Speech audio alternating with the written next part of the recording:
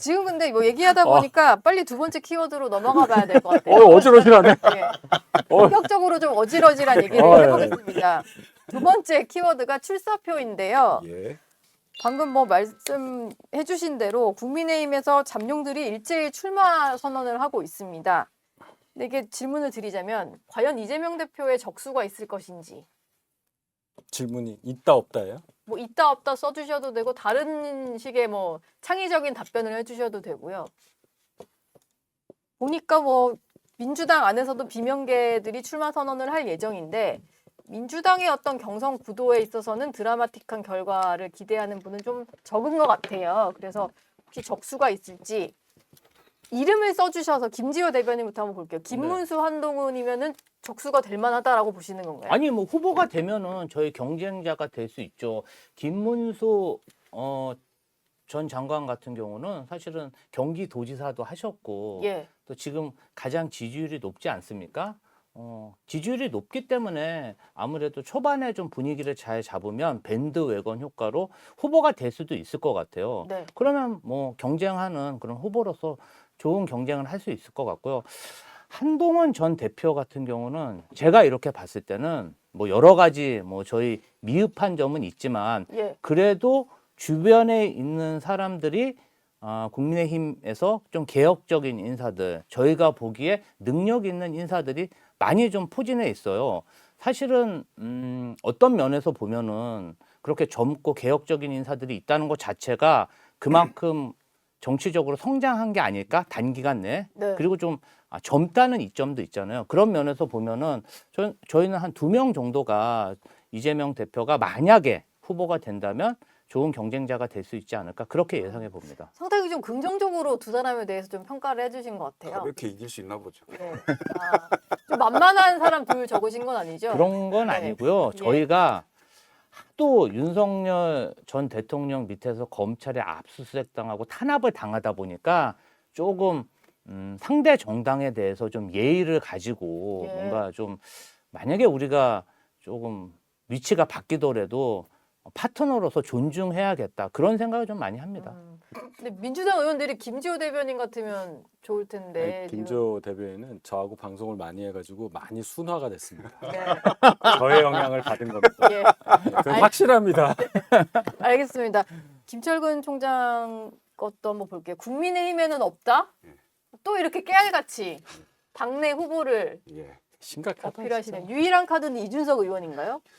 우선 크게 두 가지 프레임이 예. 작동이 될 수 있다. 우선은 아까도 얘기했듯이 두 번의 탄핵된 대통령을 배출한 정당의 예. 후보가 그러니까 그 정당이 조기 대선을 하는 상황에서 후보를 냈을 때 과연 국민들이 고개를 끄덕이면서 그래 그 당의 후보가 한 번 더 했으면 좋겠다라고 말할 사람은 별로 없을 것이다 네. 라는 거고 예. 두 번째는 윤석열 대통령 때문이라도 특수부 검사 출신의 초짜 정치인은 대통령이 되게 어려울 것이다. 이번에 한해서 네. 모르겠습니다. 다음 대통령 선거 때는 어쩔지 모르겠습니다만은 이 두 가지 프레임이 굉장히 세게 돌 것이다.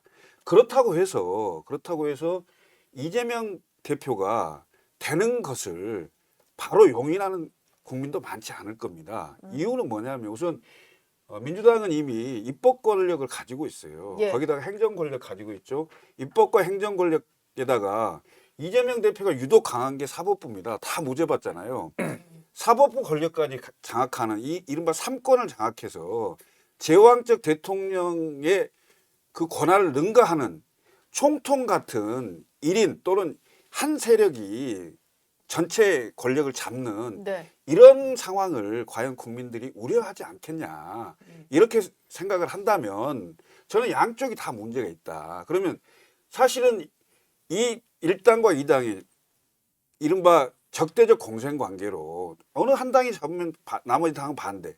그 반대로 또 마찬가지로. 그래서 완전히 공론이 분열되는 이 상황은 지금 한 번이라도 깨트려야 되는 상황이 아니겠냐. 네. 이런 측면에서 본다면 젊은 리더십으로 한번 이재명 대표를 넘어설 수도 있지 않겠냐. 이런 생각을 하는 거죠. 이준석 의원이 뭐 윤희석 대변인은 그냥 있다라고만 쓰셨네요. 적수가 있을 것이다. 있죠. 예. 누군지는 일단 저 안 김철근 쓰셨고? 총장께서 긴 말씀을 하셨는데, 그러니까 사법부 권력까지 갖고 있으니까 혼자라도 우리가 선점을 하자는 거예요.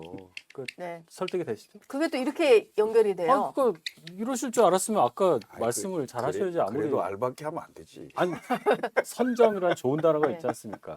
자, 저는 그냥 있다고 했는데요. 저희 당에 말씀하신 대로 10명이 훨씬 넘는 분들이 이제 출사표를 내셨기 때문에 네. 내실 거죠. 결과적으로는.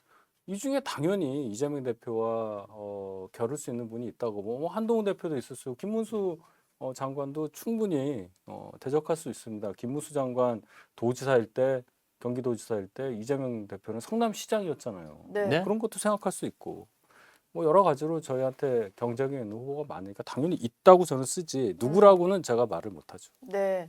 누구라고는 말하고 싶으면 아직까지는 하세요. 예. 말하고 싶으면 아니, 하세요. 하여튼 있어요. 네. 제가 다 얘기했잖아. 아, 그래? 저랑 방송 너무 많이 했죠. 제가 다 얘기해 대신 드렸잖아요. 얘기해 준 거예요. 대신 제가 쭉 얘기해. 저희 대변인. 얘기하면 하다 보면 뭐 차례차례 나올 것 같은데요. 일단 김문수 장관이 오늘 그 장관직에서 사퇴를 하고 대선에 출마하겠다라고 했습니다. 그러니까 바로 견제가 들어왔는데 홍준표 대구시장 같은 경우는 문수영은 탈레반이다 뭐 이런 표현을 썼어요. 이건 어떤 의미로 한 좀 걸까요? 뭐 탈레반 하면은 좀 너무 그 원리주의적이고 예. 융통성 없고 좀 상황에 안 맞고 뭐 이런 거 아니겠어요? 좀 네. 과격하고 예. 이런 이미지인데, 또 홍준표 시장님도 약간 그런 이미지가 있지 않나요? 본인은 유연하다고 하면서 만약 김문수 장관이 탈레반이면 저는 홍준표 시장님은 알카에다 같다는 느낌이 예. 드는데 굳이 뭐 그런 비유를 하실 필요가 있을까 싶습니다. 네. 굳이. 근데 홍준표 시장이 말씀을 잘 하시네요. 우선 문수형이라고 딱 하면서 그렇지. 본인은 젊다. 그러니까요. 김문수보단 젊다. 예. 이걸 예. 일단 한번 표현한 김문수 거고. 장관 해도 될 텐데. 예, 굳이. 문수형 문수형. 이렇게 하고. 예. 예. 두 번째는 탈레반 얘기를 하면서 아주 오른쪽으로 밀었어요. 네. 오른쪽, 그러니까 극렬하고 원리주의자로 몰고 본인은 중도 확장성이 있다. 이런 걸로 은연중에 표현하는 정치적 메시지를 잘 낸 것 같아요. 본인 네. 입장에서 보면. 예. 그래서 그런데 이게 활주로가 너무 짧습니다. 지금 60일인데 60일 중에 30일이 거의 이제 당내 경선 할 거 아니에요. 그럼 보통 3주에 4주인데 비행기가 뜨려면 활주로가 좀 길어야 되잖아요. 네. 예? 근데 그 민주당도 그렇고 민주당은 이미 정해진 거니까 그렇다 치지만 국힘은 여러 후보들이 나와서 경선을 해야 되는데 이 경선에서 현재의 어떤 그 여론 지형을 바꾸기가 활주로가 사실상 짧다. 이런 상황이에요. 그래서 제가 봤을 때는 현재 내일 당장 한다. 그럼 김문수 장관이 제일 유리하죠. 당내 경선을 한다. 예, 경선 하면 상황이 내일이 아니죠, 근데. 그러니까요. 근데 근데 중요한 얘기지. 그런데 이제 이 한 달 정도 되는 이 경선 기간이 과연 당내 여론과 그다음에 보수층의 여론을 바꿀 수 있는 그 활주로 길이가 될 거냐. 뭐 이런 생각이 드는 거죠. 예. 일단 오늘은 안철수 의원이 현역 의원으로는 처음으로 대권 도전을 했고 그러면서 이재명 대표를 넘을 유일한 후보다 이런 얘기를 했는데 아마 국민의힘 후보로 나오겠다라는 사람들은 하나같이 다 내가 이길 수 있다. 내가 이재명을 이길 수 있는 유일한 후보다 이런 얘기를 할 것 같아요. 그러니까 안철수 의원은 정치를 벌써 한 지 10년이 넘었는데 조금 재미가 없고요. 예. 새롭지가 않고 멘트가 솔직히 10년 동안 뭘 배웠는지 모르겠어요. 아니 그냥 하나만 한 얘기, 그냥 누구나 다 할 수 있는 얘기, 뻔한 예. 얘기 하잖아요. 그에 비해서 정치를 오래 한 홍준표 시장은 문수영은 탈레반 재밌잖아요, 일단. 예. 그리고 어떻게 보면은 사실은 그 국민의힘의 어떤 경선 과정에 역동성을 불러일으키는 누가 봐도 지금 이제 여론 지지율 1위는 김문수 장관이잖아요. 네. 또 그러니까 제가 사실은 정치권에 있으면서 가장 중요한 건 화제를 만들어줘야 되거든요. 김문수 장관에게도 화제를 만들어주고 또 본인에게도 도움이 되는 멘트를 이렇게 해주는 게 참 그런 부분은 저희도 좀 위협적입니다. 저렇게 재밌게 말로 정치적인 얘기를 하는 것 자체가 네. 어떻게 보면은 그래도 홍준표 시장이 여태까지 살아남은 다 이유가 있구나. 그리고 좀 안철수 의원 같은 경우는 좀 더 책으로 좀 더 배워야겠다 정치를 그런 생각이 들었어요. 말을 좀 재밌게 하는 건 있으신 것 같아요, 홍준표 시장이. 그럼요. 예. 뭐 윤희석 대변인께 이분 얘기를 좀 여쭤볼 수밖에 없습니다. 한동훈 전 대표가 10일에 국회에서 출마 선언을 하시잖아요. 예, 예. 근데 국회 본관 앞 계단에서 하시더라고요. 네. 그 장소에 좀 의미가 있는 거죠? 그러니까 이제 출마 선언을 할 때 장소를 어디로 해야 되느냐를 다들 고민을 하잖아요. 네. 오늘 안철수 의원은 이순신 장군 동상 앞에서 했는데, 자, 그럼 한동훈 대표 입장에서는 어떤 장소가 한동훈을 상징할 수 있는 장소냐 이걸 생각할 텐데, 제가 해석할 때는 12월 3일 날 그 비상계엄 날 여러 의원들을 이끌고 앞장서서 국회 본관으로 가서 네. 거기서 계엄 해제를 이끌었잖아요. 그러니까 국회 본관은 한동훈의 계엄 해제를 상징하는 장소다. 그것을 떠올릴 수 있는 곳이기 때문에 거기서 출마 선언을 하기로 결정한 게 아닌가 저는 이렇게 해석합니다. 근데 이런 국회 본관 목적에 앞에는 대해서. 네. 대통령 취임식하는 장소인데 왜 하필 거기서 해요? 거기보다는 예. 그 계엄군들이 유리창 깬 데 있잖아요. 네. 거기서 출마 선언을 해도 의미는 있어 보입니다. 바로 깬 그 장소. 그렇죠. 거기서 이렇게 그게 보일 거예요. 한적한 그 계단에서 데서. 이렇게 하면. 아, 거기가 국민의힘의 정책위 의장실인가요? 아니요, 어디죠? 그러니까 거기도 깼는데 네. 이쪽에서 깬 거는 저 민주당 쪽을 또 깼죠. 네. 예. 뭐 뒤에 배경으로 보일 거라고 하니까. 뭐 아직도 그 수리를 안 하고 있다면서요? 일부러? 예. 뭐 그런 얘기도 아직도 있고. 그냥 뚫려 있나요? 뭐 그런 말을 하더라고요. 저도 안 수리는 가봐가지고. 했을 거예요. 그리고 네. 거기가 좀 접근이 제한되는데요. 못 예. 들어가게 합니다.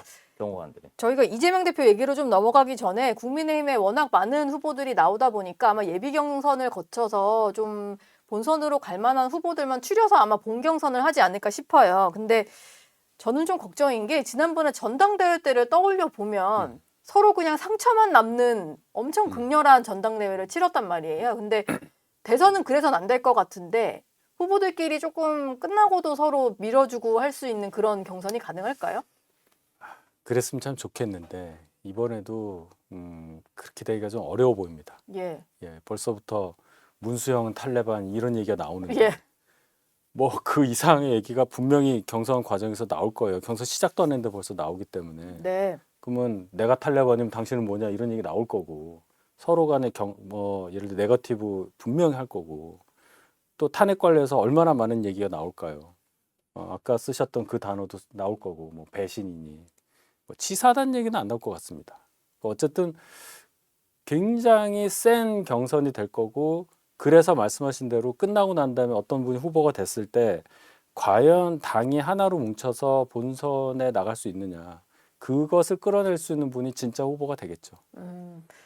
아예 그냥 나는 투표를 포기하겠다라거나 아니면은 다른 사람 찍어버리겠다라거나 이런 식으로 또 튈까봐 그게 좀 걱정인 거죠. 지지자분들이 그걸 그렇죠. 보고 예. 절대 그러면 안 되죠. 그런 사례가 이제 2007년도에 그 대선 때 이명박, 정동영 뭐 이렇게 했을 때지 않습니까? 그게 이해창 그 후보도 나왔었고 네. 그때 여당이 사실상 친노와 비노로 나뉘면서 비노가 후보가 되니 친노가 거의 투표장을 안 갔어요.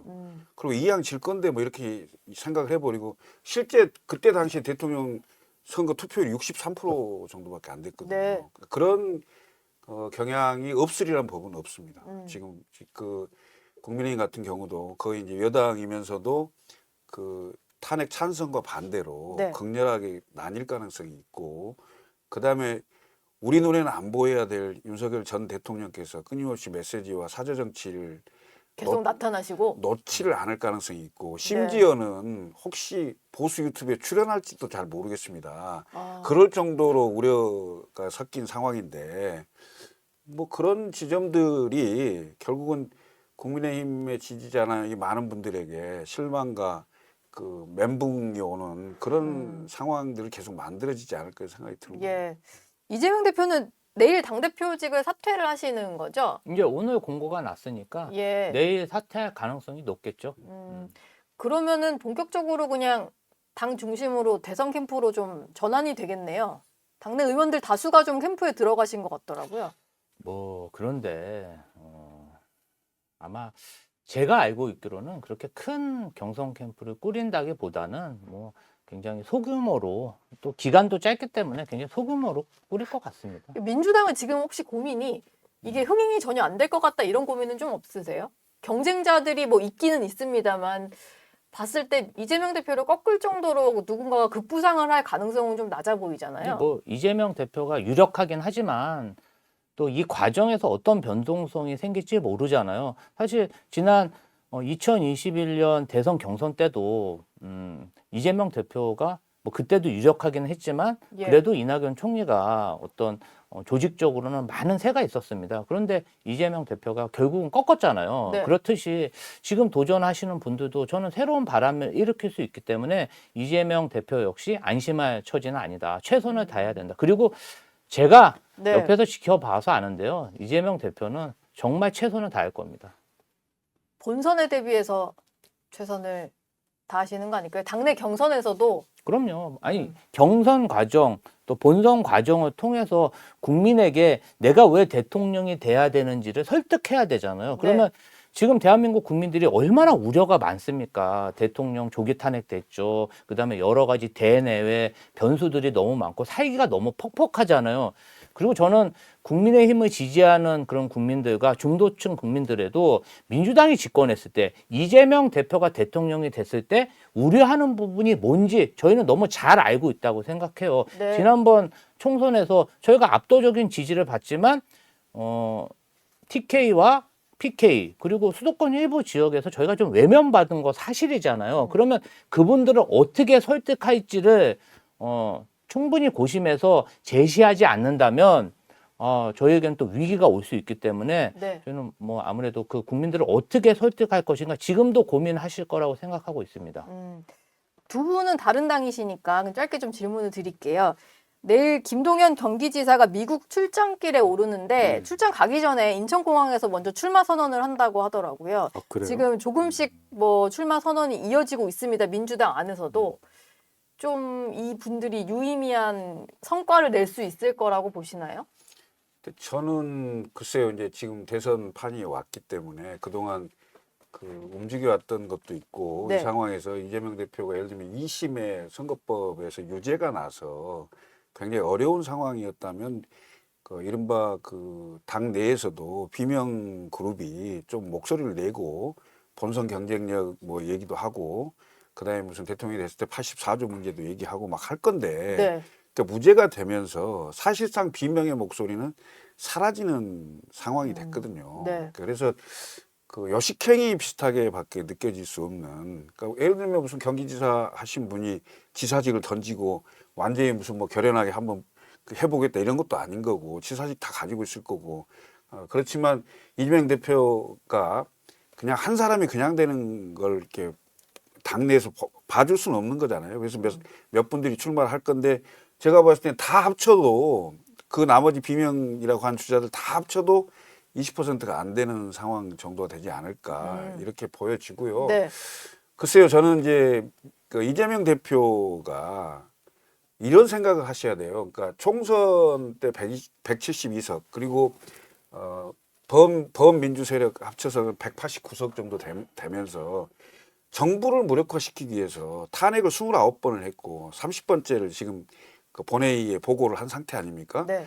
입법 권력을 가지고도 그 권력으로 완전히 정부를 무력화시킬 수 있는 이런 상황인데 대통령 권력까지 가졌다라고 했을 때 과연 윤석열 대통령이 정적을 제거하기 위해서 수사하고 재판하고 그다음 계엄하고 그다음에 시위하고 다 했음에도 불구하고 오히려 도와주는 꼴이 됐듯이 네.